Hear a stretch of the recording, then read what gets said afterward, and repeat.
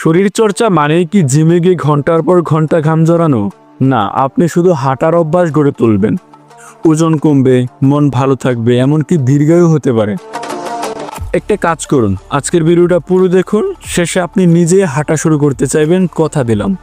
অনেকে ভাবেন হাঁটা কোনো কাজের না, এটা তো সবারই হয়, এতে কি হবে?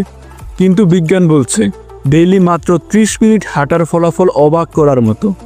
আমেরিকার হার্ট অ্যাসোসিয়েশনের মতে ডেইলি 30 মিনিট হাঁটলে হৃদরোগের ঝুঁকি 30%-এর বেশি কমে।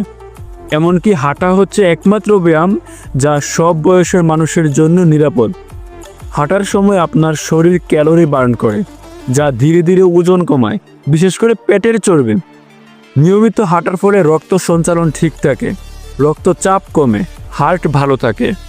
হাঁটা ইনসুলিন সেন্সিটিভিটি বাড়ায়, ফলে রক্তে শর্করা নিয়ন্ত্রণে থাকে। বিশেষ করে 30+ বয়সের পরে হাঁটার গুরুত্ব আরও বাড়ে।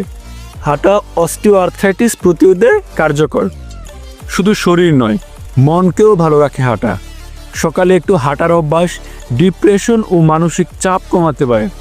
হাঁটার সময় শরীরে এন্ডোরফিন নামের হ্যাপি হরমোন বাড়ে, ফলে মন ভালো থাকে, ঘুম ভালো হয়।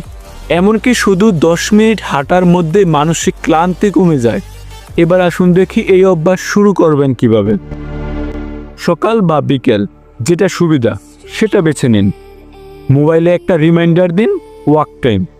হাঁটার সময় মোবাইলে গান বা পডকাস্ট শুনুন। শুরুতে 10 থেকে 15 মিনিট, ধীরে ধীরে বাড়ান 30 মিনিটে। কোনো পার্ক, খোলা জায়গা বা বাড়ির ছাদেও হাঁটা যায়। মনে রাখবেন, গতি নয়, নিয়মিত হাঁটাই সবচেয়ে জরুরি। হাঁটার সময় কিছু বিষয় খেয়াল রাখাও জরুরি। খালি পেটে হাঁটবেন না, একেবারে দৌড় দেওয়ার মতো হাঁটবেন না। অসুস্থ বা ব্যথা থাকলে আগে চিকিৎসকের পরামর্শ নিন। আর হাঁটার সময় সোজা হয়ে হাঁটুন, স্যান্ডেল নয়। সঠিক গ্রিপ আছে এমন জুতা ব্যবহার করুন। শুধু 30 মিনিট হাঁটলেই আপনি প্রতিদিন নিজের শরীর ও মনের জন্য এক ধাপ ভালো কিছু করছেন।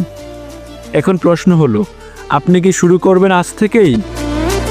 ভিডিওটি ভালো লাগলে শেয়ার করুন, বন্ধুদেরও হাঁটতে অনুপ্রাণিত করুন। আর এমন স্বাস্থ্য সচেতন কন্টেন্ট পেতে আমাদের পেজটি ফলো করুন।